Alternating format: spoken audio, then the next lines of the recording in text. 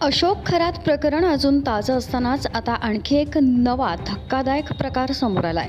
एक नवीन भोंदू बाबा मार्केटमध्ये आल्याचं उघड झालंय आणि विशेष म्हणजे या व्यक्तीचा मुख्यमंत्री फडणवीस यांच्यासोबतचा फोटोही सध्या व्हायरल होतोय। स्वतःला महादेवाचा अवतार सांगणाऱ्या स्वयंघोषित धर्मगुरू ऋषिकेश वैद्य याच्यावर अत्याचाराचा गंभीर आरोप करण्यात आलाय। वसईतील माणिकपूर पोलीस ठाण्यात त्याच्या विरोधात अत्याचाराचा गुन्हा दाखल करण्यात आलाय। मिळालेल्या माहितीनुसार पीडित महिला पुण्यातील रहिवासी आहे। 2023 मध्ये फेसबुकच्या माध्यमातून तिची ओळख ऋषिकेश वैद्य याच्याशी झाली।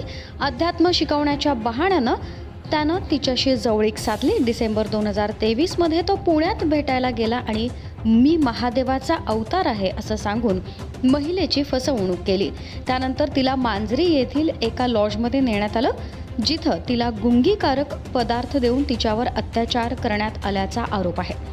यानंतर आरोपीनं महिलेचे अश्लील फोटो आणि व्हिडिओ काढून तिला ब्लॅकमेल केल्याची माहिती समोर आली आहे। मे 2025 मध्ये वसईत पुन्हा एकदा तिला बोलवून गैरप्रकार करण्याचा प्रयत्न झाल्याचंही समजतंय। शेवटी पीडित महिलेनं धाडस दाखवत आपल्या पतीला सर्व प्रकार सांगितला।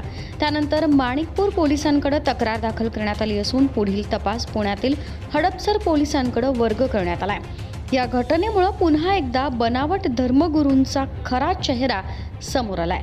नागरिकांनी अशा लोकांपासून सावध राहणं अत्यंत गरजेचं आहे। Bureau report, Maharashtra news 24।